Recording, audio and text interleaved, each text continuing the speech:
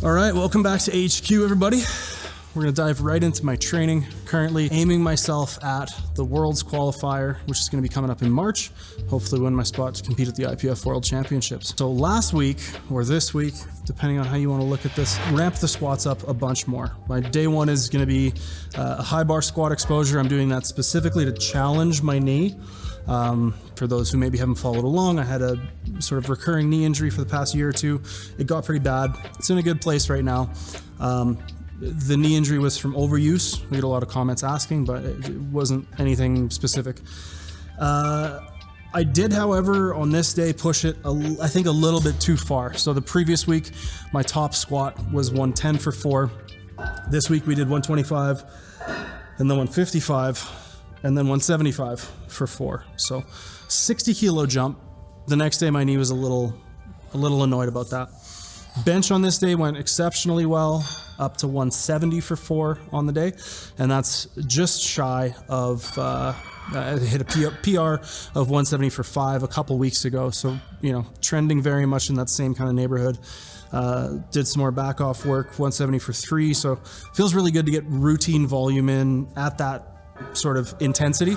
That's a big step up for where I'm usually starting a block, so bodes well for bench strength. Got some machine press in that day, and I think that was probably about it, maybe back extensions or something. Day 2's conventional deadlifts. Tried not to make the same mistake that I made with the squats and went with the sort of 10% rule. That's what I've kind of tied myself to for the foreseeable future, is that the biggest jump I will make in loading as I progress my knee health and strength back to baseline is about 10% per week. So, you know, with a much smaller load on something like my belt squats, which I did this day, you know, 10% of a 30 kilo load on the belt squat is 3 kilos.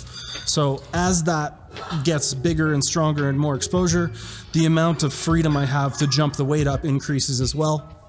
But took the 10 kilo jumps on this day, and I think pulled 161 kilos or so. I think it was about 365.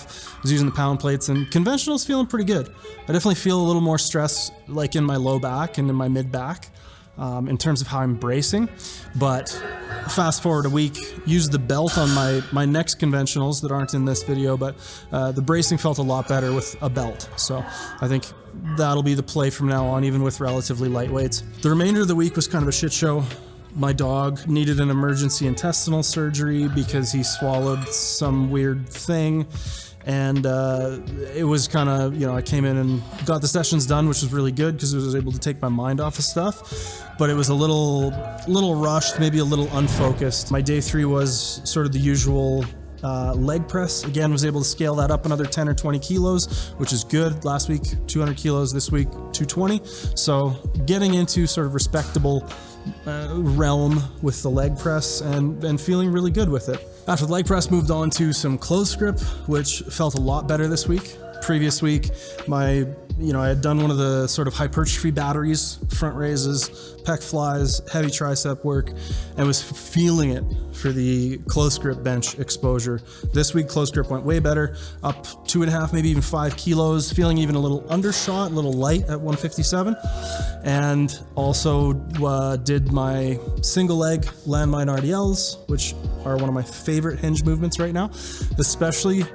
I feel like the problem area that I used to have with my hip and the place that I got a lot of pain for a lot of years is targeted really well and strengthened and used by this movement. So it feels in some ways like, at least hopefully, pretty preventative. So I like that movement a lot. Also, while I had the bar in the landmine, I've introduced some T-bar rows.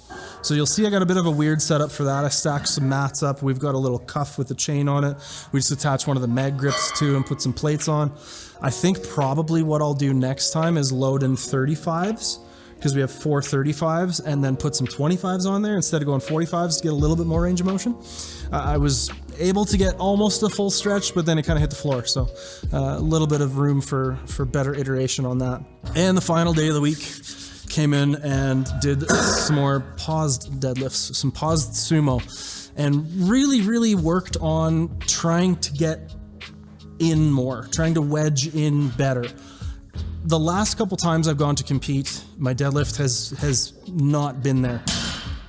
Part of the reason is I'm struggling to get into a good position, whether or not that's the weight gain or sort of hesitance to use my knees by sitting down and going more knees forward.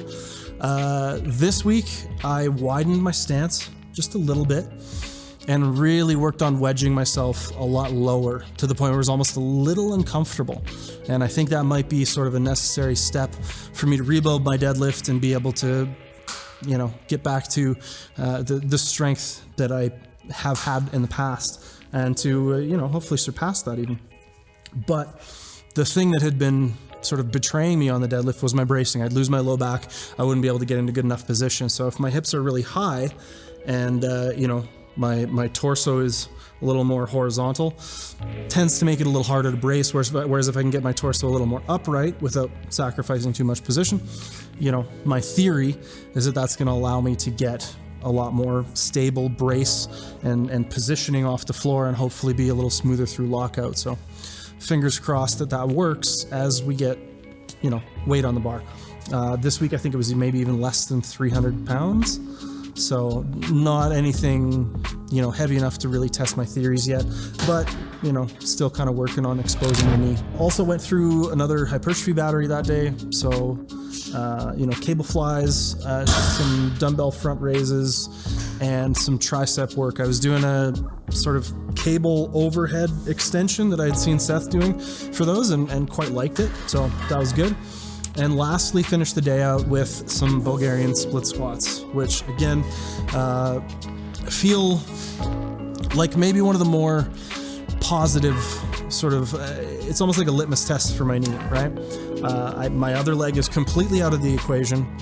I've gotten up to, I think, 35-pound dumbbells in either hand, and just really able to challenge that one leg. So it's not perfectly stable. It is maybe still slightly uncomfortable, but overall, I'm able to do the work. There's no reaction afterwards. The weight is scaling upwards. The strength and stability and comfort are getting better and better and better every week. So I think that bodes really, really well. And that was the training week. Yeah, so I guess we'll move on to question of the day. Mm-hmm. Our word last week was rotund. It was rotund, yeah. And the question we're picking is from Marshall Francis 3353. Mm-hmm. I'll paraphrase because it's kind of long. He incorporated rotund into it. But essentially he's asking, where does slow burn for this next launch come from? Slow burn. So, I mean, as you may or may not know, that's what I have tattooed across my knuckles.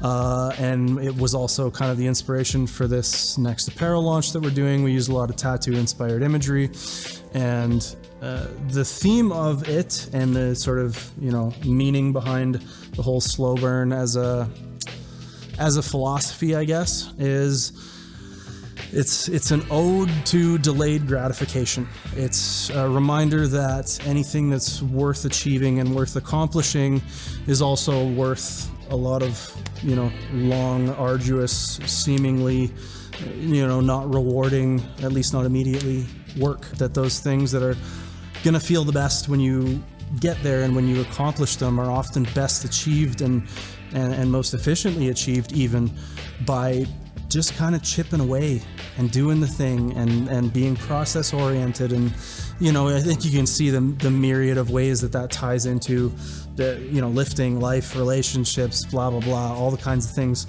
But it is kind of something that I've, you know, tried really hard to implement in my own training and with my athletes that I coach, and, you know, try to get people to buy into that and not fall into the trap of being uncouth. Word of the day. But not fall into the trap of rushing things or, you know, thinking that because we want this thing now, we should get it now. You know, that feeling of kind of entitlement, which I think is maybe one of the ugliest of human qualities, honestly. But yeah, so that's the sort of theory and thought behind all of the slow burn stuff. Cool. Give us a spin. Spin around. You want to see the back sweat? You got the front sweat, now you want to see the back sweat? That's what it looks like to do 6 movements in an hour. For those of you who don't know, the word of the day thing is essentially if you give the word of the day and a good question in the comments section of our next video, of this video, we choose one each week. That person who's chosen for the question of the day then receives a gift card, which is the equivalent value of a Calgary Barbell t-shirt that you can use at our shop to buy a t-shirt. So if you're interested in that, make sure to leave a good question. Use that word of the day, which I can't remember what it is anymore. It was in there somewhere.